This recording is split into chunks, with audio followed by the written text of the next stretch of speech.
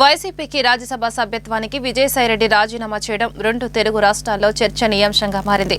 ఈ అంశంపై సీఎం జగన్ స్పందిస్తూ బయటకు వెళ్లే ప్రతి రాజ్యసభ సభ్యుడికి విశ్వసనీయత ఉండాలని జగన్ అన్నారు. ప్రలోభాలకు లొంగి భయపడో లేదా రాజీపడు వెళ్లిపోతే ఎలాగని ప్రశ్నించారు. రాజకీయాల్లో కష్టాలు ఉంటాయని 5 ఏళ్లు కష్టపడితే మన సమయం వస్తుందని అన్నారు. విజయసాయిరెడ్డికైనా మరెవరికైనా విశ్వసనీయత ముఖ్యమని చెప్పారు. అసెంబ్లీ సమావేశాలను తాము బహిష్కరించలేదని జగన్ అన్నారు. శాసనసభ సమావేశాలకు హాజరయ్యే విషయంలో కోర్టుకు కూడా వెళ్లమని తెలిపారు. అసెంబ్లీ సమావేశాలకు గైర్హాజరుపై వాళ్ళు ఏం చేసుకున్నా వాళ్ళ ఇష్టమని అన్నారు. ఎదురెదురుగా ఉండి కొట్టుకోవడం ఎందుకని అన్నారు. తనకు ప్రతిపక్ష నేత హోదా ఇవ్వకపోవడంపై కోర్టుకు అసెంబ్లీ స్పీకర్ సమాధానం చెప్పాలని డిమాండ్ చేశారు.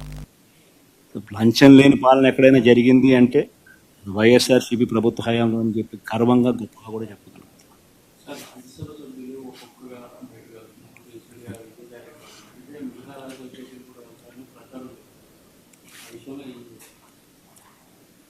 బేసిక్లీ ఒకటి గుర్తుపెట్టుకోవాలి,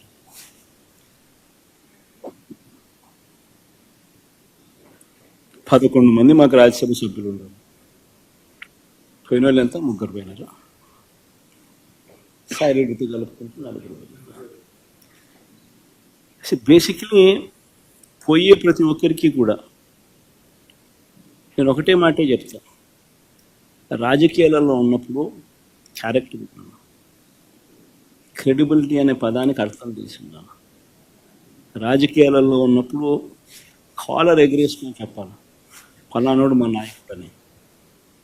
అది ముఖ్యమంత్రి అయినా సరే, ఎమ్మెల్యే ఎంపీ అలాంటి ఆయనైనా సరే, ఎమ్మెల్యే అయినా ఇలాంటి అయినా సరే, ఎవరి గురించి అయినా కానీ ఇట్లా గొప్పగా చెప్తాం.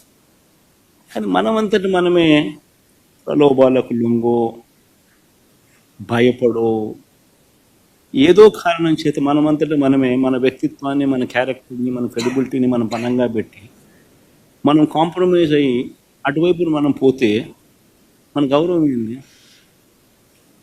మన వాల్యూ ఏంది, మన క్యారెక్టర్ ఏంది, మన క్రెడిబిలిటీ ఏంది? ఇది ప్రతి ఒక్కరూ రాజకీయాల్లో ఉన్నప్పుడు ఆలోచన చేసుకోవాలి. ఈ కష్టం అనేది ఎల్లకాలం ఉండదు.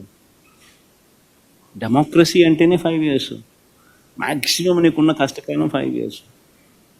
5 years if you can just hold on, then your time will come. One should always have the patience, always have the character and credibility within ourselves to stand up.